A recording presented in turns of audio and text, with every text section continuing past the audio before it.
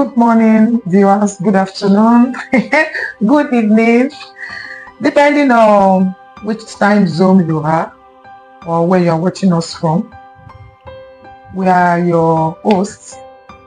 My name is Temitope Obelo and my husband is here with me this afternoon. I am a privileged husband of this beautiful woman. My name is Kayode Koladebelo.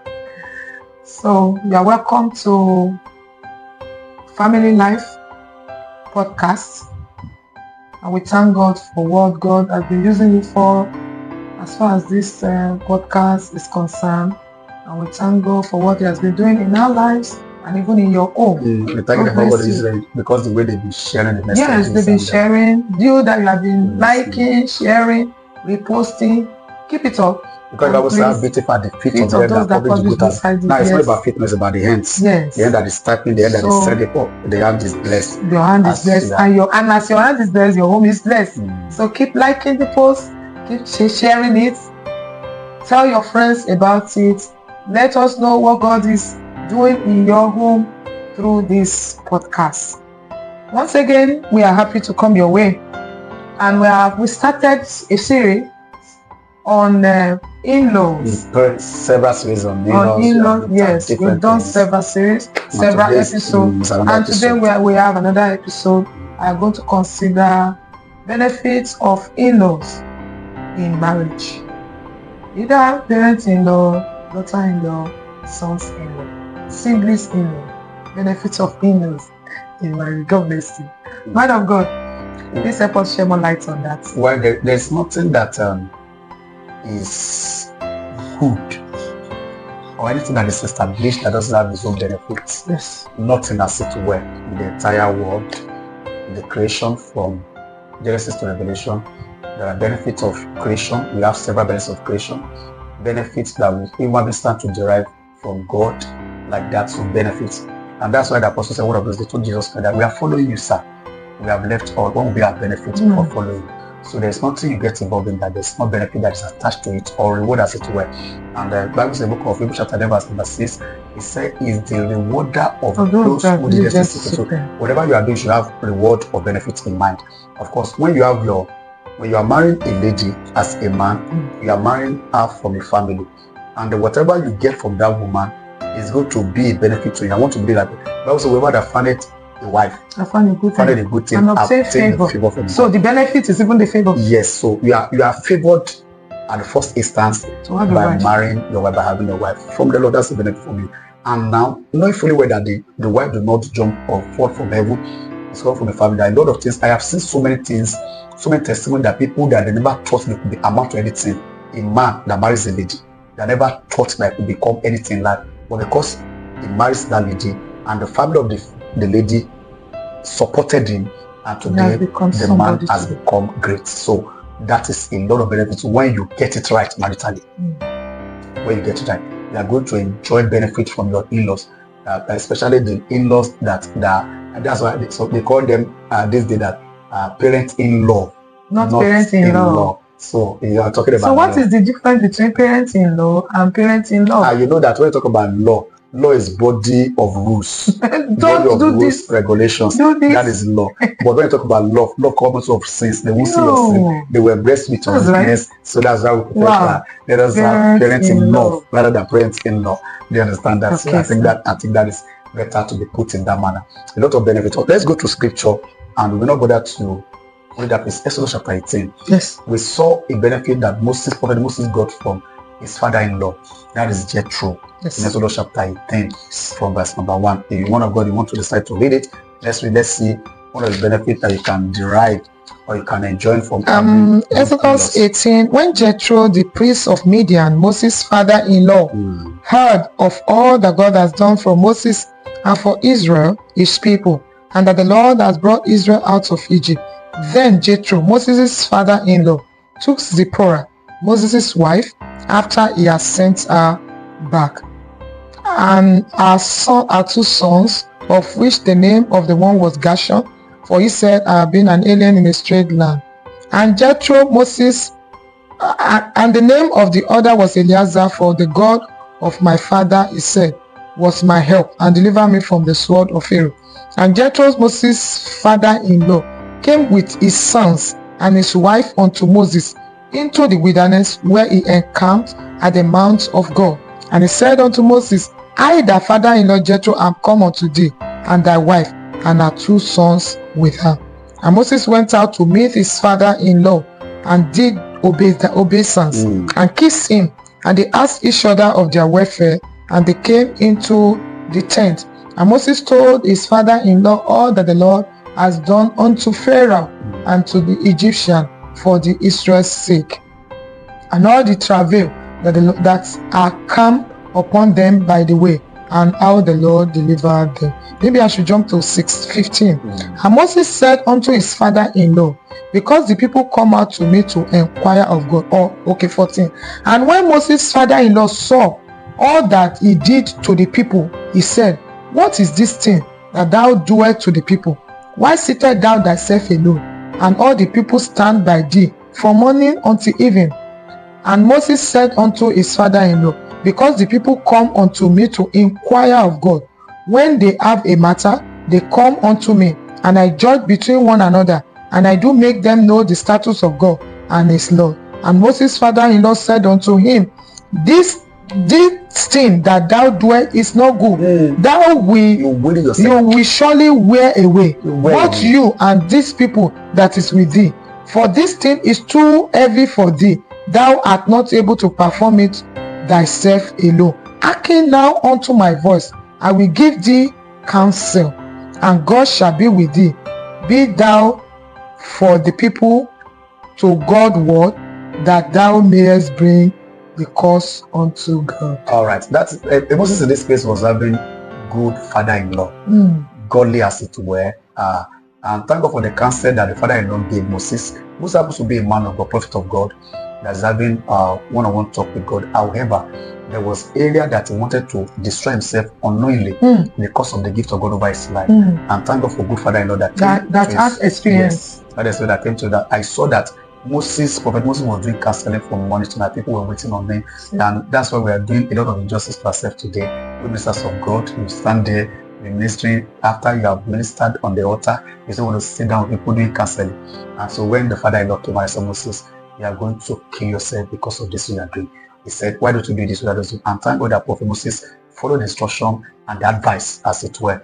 So I can see that that's the benefit of having if he doesn't have that kind of father-in-law or that parent-in-law, what would have become of Moses in the long run? So that's where you can see that as benefit of having a good in-laws. As even there was a benefit in that verse 1 and 2, that when Moses was in the wilderness, he had to leave his wife Zipporah and 2 sons with his father-in-law. When he couldn't find his bearing, when he was running to and fro like fugiti, that doesn't have his. It was the father-in-law that took over the care of the wife and gave them shelter. Children. That's a very wonderful father-in-law. You understand? And some people they have lived to enjoy that kind of benefit today from their in-laws.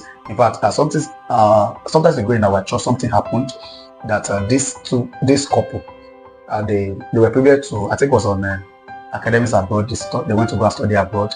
I think all that the husband could gather, he had tried. I think from his own side too, they have tried. Only to not tell the wife that, my wife, please tell your parents what can they do to support this our trip to abroad. Of course, the father was a civil servant. The father to the wife was a civil servant. And after, because the thing was demanding, the time they gave them, the time was almost becoming expiring. So the only thing that the father-in-law, the father to the wife could do was to sell his house. To sell his house to support that their traveling. So these are exceptional benefit that we get from having good in-laws. So the father to the wife sold the house, the only house, not that he had houses. That should be a good one. The only house he had. Good in-law. Yes, he sold that house. This one is so far, but it was in our church. So the parents in the church told the father to sell the house in order to support the husband and the wife for them to travel and travel. And that happened about 2 years ago now. And so you understand. So a lot of things that if you are privileged to have good in-laws, it's going to accelerate your journey in your marriage. It's going to give you a leverage in your marriage. It's going to put you on a good pedestal to stand on a lot. Because once you have good in-laws, you have godly in-laws, you have loving in-laws, they will see you take you as a, so what your Your They are interested in your progress. Yes, your well-being is their well-being. Your growth is their growth. Your increase is their increase. Your peace is their peace. So they will do everything to ensure that everything works well with you and their daughter, as it were. Thank you, man of God. So we have benefits in in-laws. Even you that you are a son-in-law or daughter-in-law to that man, you should know that there are several benefits in you that the parent-in-law stands to enjoy. So, but however, remember, your relationship will determine what you get from your in-law. How you relate well with them will determine how far they can go with you. Whether they will go miles with you or they are going to just go an inch with you. Yes, a man of God. You are very right, because relationship is key. Relationship is germane to everything that we are doing. And another Jehovah said, it's only a child who stretches forth his hands that the mother will cuddle or the mother will carry. So if as it were, you decided to be hostile to your in-laws, the help in their hand they will not release to you. If you do not behave well, before they can go extra mile with you or for you, they must have seen some elements of seriousness in you. No father-in-law will go and sell his property to a boy that doesn't have future that will squander it. Before that, the father of the wife would do that to sell his house, must have seen responsibility, must have seen seriousness, and must have seen the potential in that their son-in-law. Before they could go extra, they do that, okay, giving this boy, as he has gone extra man, giving him this support will make whatever venture is venturing to be more successful. So that's why I say it's very, very important. You can't be a world person and you want to expect that somebody will now put his neck down for you to ride on. It's not possible. So the son-in-law too must make himself to become a good son-in-law. The daughter-in-law too must make it, and that's what they can do. That for my daughter-in-law, I can give anything. For my son, I can do anything, because they have seen that way. You see that they say it's Omodada.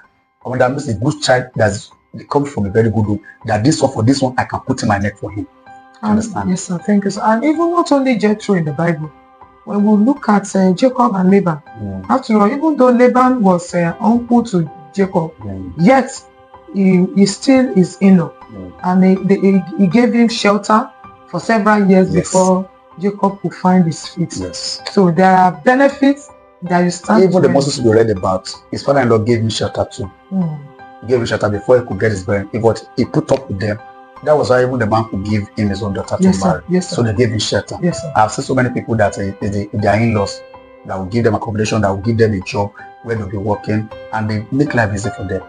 So there are a lot of things to start to enjoy. But maybe that should be another topic for another day anyway. But we have some, should I say, African men now that I don't know whether it is pride that will not make them to want to need help from their in-law. That my parents-in-law, how would they say that they are the one that is you understand? What can you say to that? Now it's of two sides.